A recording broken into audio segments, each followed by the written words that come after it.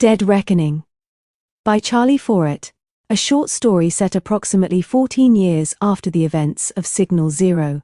The null margin was what you got when someone who loved you handed you both their best asset and their worst debt simultaneously, and then had the poor timing to die before you could argue about it.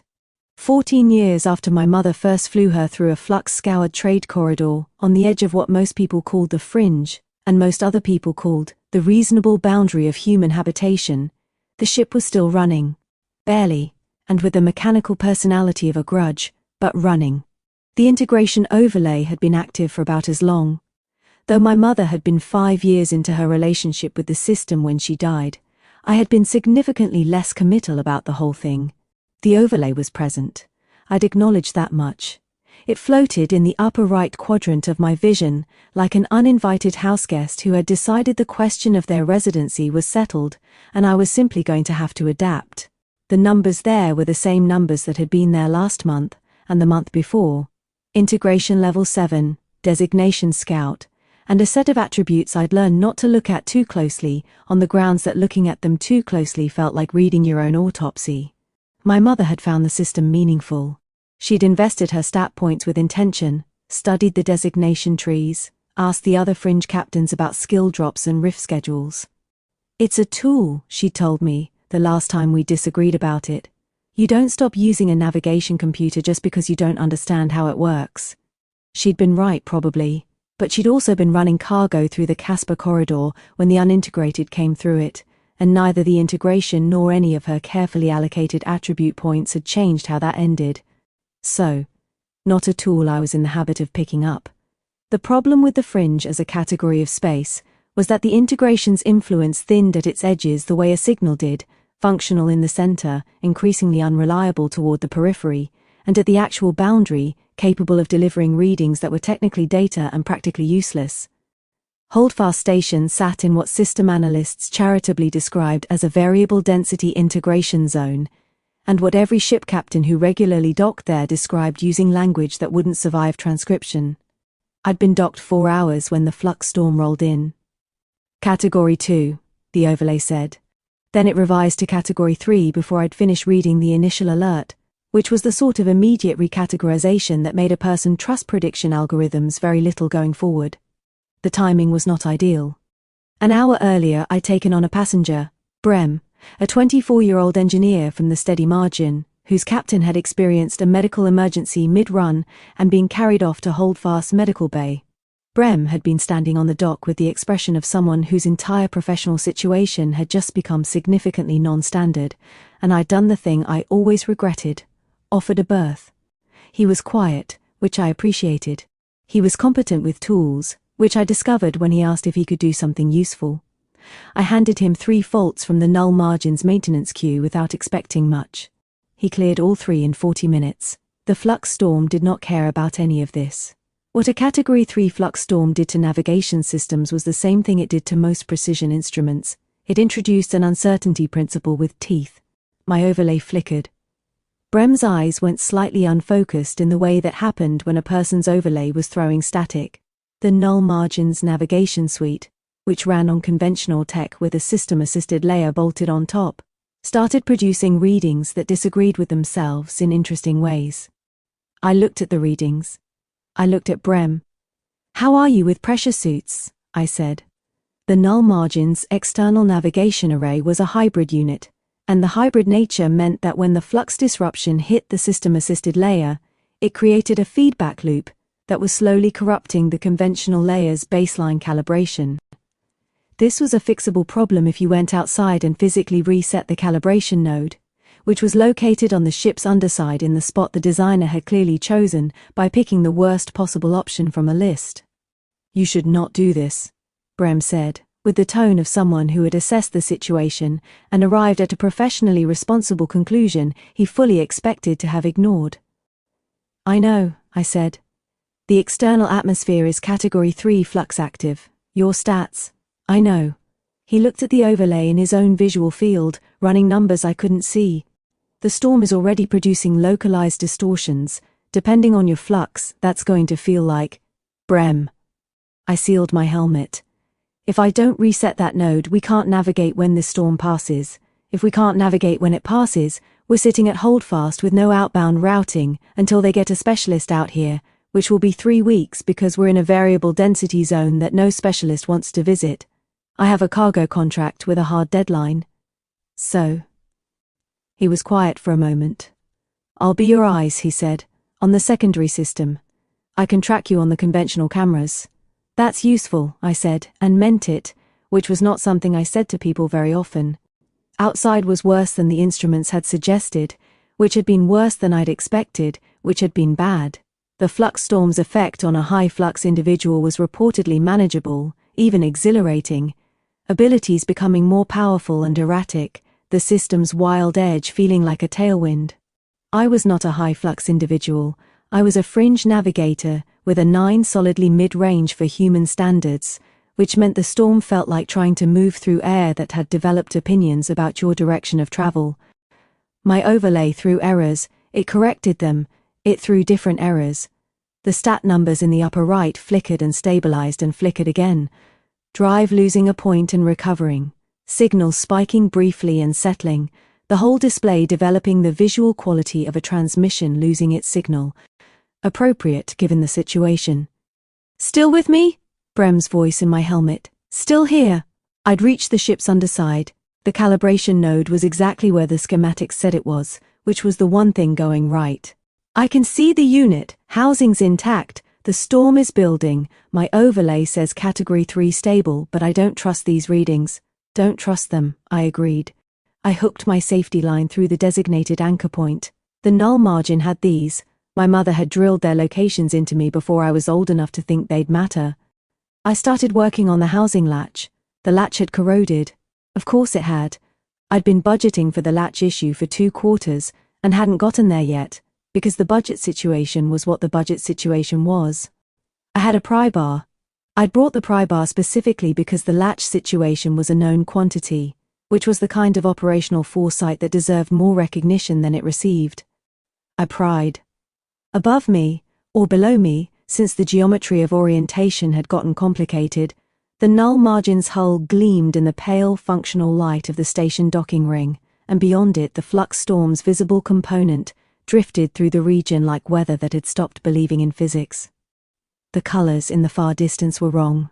Not dangerously wrong, not yet, but the kind of wrong that reminded you the integration's rules were suggestions out here, not laws. Senna. Brem's voice had changed, very even, very careful. The storm is shifting, the conventional sensors are, I'm getting a new reading. How long do I have? A pause. 12 minutes, maybe less. I had the latch open, the calibration node was accessible. I want to be honest about the next 7 minutes because I think honesty is what they deserve. They were not graceful.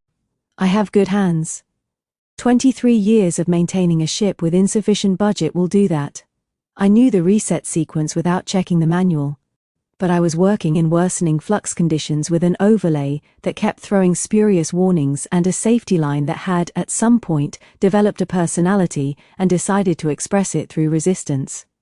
I did the reset. I confirmed the reset. I confirmed the confirmation. I started back toward the airlock. Senna. His voice was different now, careful in a way I recognized. I see it, I said. The storm had shifted to Category 4. I won't write the airlock sequence at length. It was fast, and it was close, and there is a very specific kind of focused calm that descends when you've decided that fear is a luxury you can't afford right now and you'll be afraid later instead.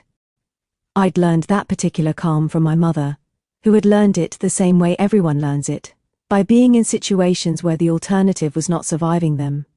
Brem had the inner door open before the pressure equalized. He was standing there with the expression of someone who had just watched something nearly go wrong and was still processing whether it was actually over. Navigation's up, he said. Good. I pulled the helmet off. That's good. I was sitting on the airlock floor. I wasn't certain when I'd decided to sit, but it seemed like a reasonable choice, so I stayed there for a moment. The storm beat against the hull above us, the low structural percussion of a Category 4 passing through, felt in the bones rather than heard. The null margin's frame absorbing it the way it absorbed everything. Not gracefully, but completely. And then the system spoke. Threshold reached, scout criteria met. Navigation integrity maintained under extreme flux disruption. Fringe corridor transit secured. Integration level advancing, 7 to 8. 3 attribute points available. Allocate when ready. Scout designation rank advancing. Unranked to proven, new overlay functions accessible. I looked at the notifications, the numbers were real. Integration level 8 sitting there where 7 had been. Solid and new and absolutely unasked for. My first reaction was the same complicated thing I'd had every time the system acknowledged me for anything. An involuntary flash of satisfaction followed immediately by the instinct to argue with it. It had been measuring me. While I was out there with a corroded latch and a static-filled overlay and a storm that kept changing its mind about how dangerous it wanted to be, the system had been watching. Tallying, rendering judgment. The system was always doing that, with its alien patience and its alien categories, and most of the time I managed to ignore it. Right now, sitting on the floor of my own airlock, that was harder. New overlay functions accessible. I hadn't noticed that line at first. I noticed it now. I'd never looked at the overlays feature set closely enough to know what was standard and what unlocked over time. The overlay had arrived the way it arrived for everyone. There one day, comprehensive and uninvited.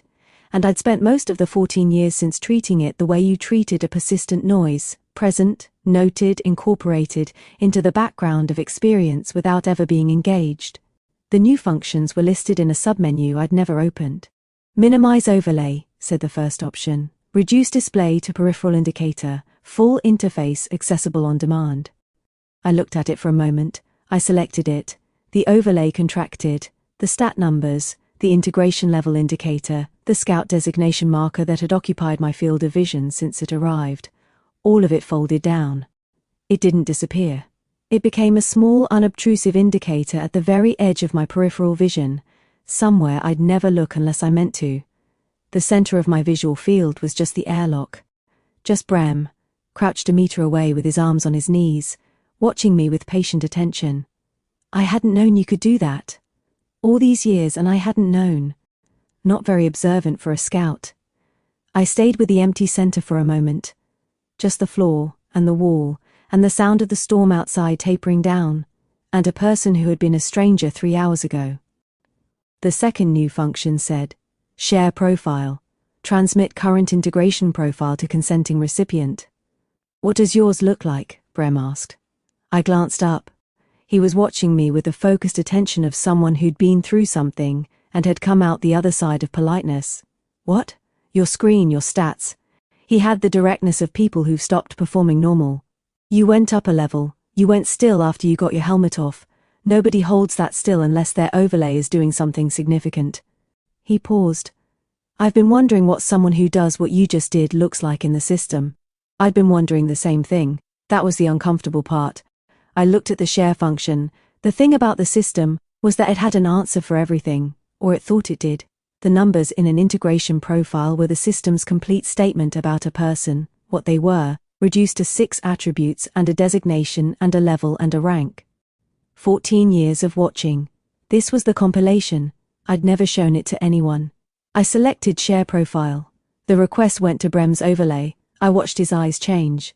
The brief focusing and unfocusing that meant interacting with an overlay notification. He accepted. His eyes moved across the text only he could see, and then stilled. I knew what he was reading. Signal, 11. Frame, 8. Drive, 13. Lattice, 7. Echo, 5. Flux, 9. Scout, level 8, designation rank, proven. Drive 13. The system had decided that whatever kept me going when everything else said stop was the most significant thing about me. I'd never quite known what to do with that assessment.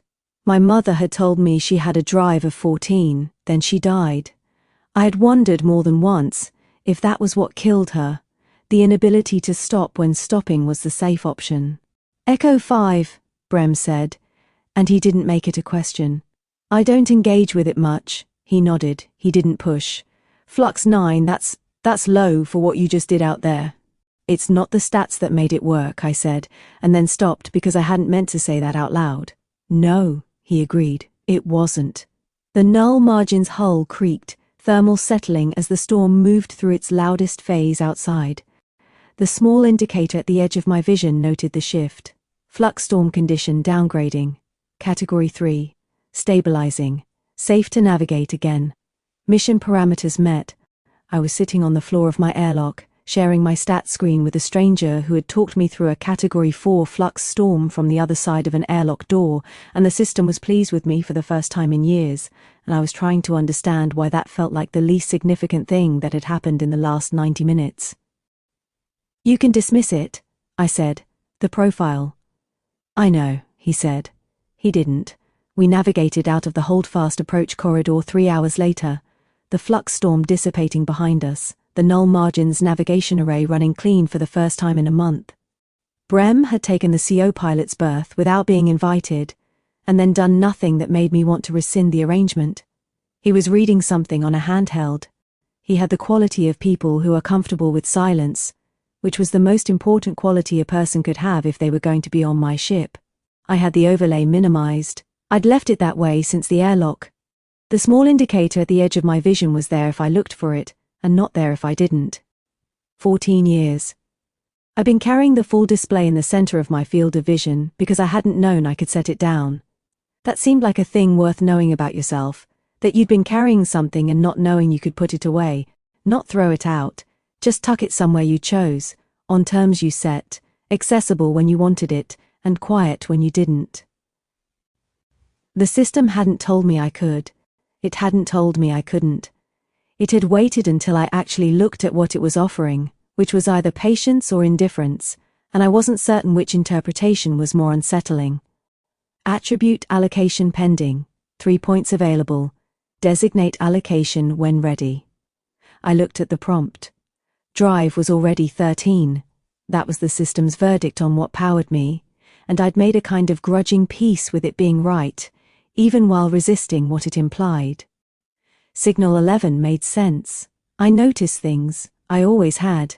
It was how you survived on the fringe before you had the vocabulary to call it a stat. The rest of the numbers were what they were.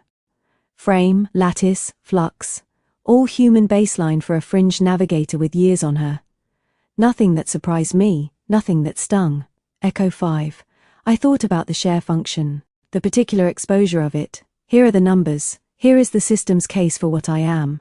I'd kept the integration at arm's length for years, partly because engaging with it meant trusting it, and trust was a resource I'd learned to budget. But I'd shown Brem anyway, and nothing had collapsed. He'd read my echo score and not told me what it meant that I'd kept the system at distance. He'd just noted it, sat with it, let it be what it was. Maybe that was the thing about showing someone your numbers. The system reduced you to 6 attributes and a designation. It was correct as far as it went, and it went a certain distance, and the distance was not all the way. Showing the screen to someone took trust. Sharing with someone who had watched you work, and was still reading your Echo 5 with equanimity rather than judgment. That changed what the numbers meant. Not what they were, what they meant. I put 1 point in Echo updated, 5 to 6. It wasn't forgiveness, it wasn't trust, it was 1 point, which was the smallest move the system allowed, which seemed about right. We were doing dead reckoning out here. No established lanes or orbits, no guaranteed guidance, just accumulated knowledge of where we'd come from, and a chosen direction forward. That had always been how the fringe worked. That had always been how I worked. It had called me Scout. It had been watching a long time. I wasn't ready to say it was wrong. Integration, level advance. Senna, integration level 7 to 8, Scout, designation rank proven, attributes, signal, 11, raise 0, flux, 9, raise 0, lattice, 7, raise 0, raise erect, frame, drive, points available, 2. You've been listening to The Integration Era, Stories by Charlie Foray. All content is copyright 2026 by Charlie Foray, all rights reserved. Voices produced by Speechify. New stories, world-building deep dives, character dossiers, and more are available now at integrationera.com. Subscribe to get notified when the next story drops. The system is watching. You might as well keep up.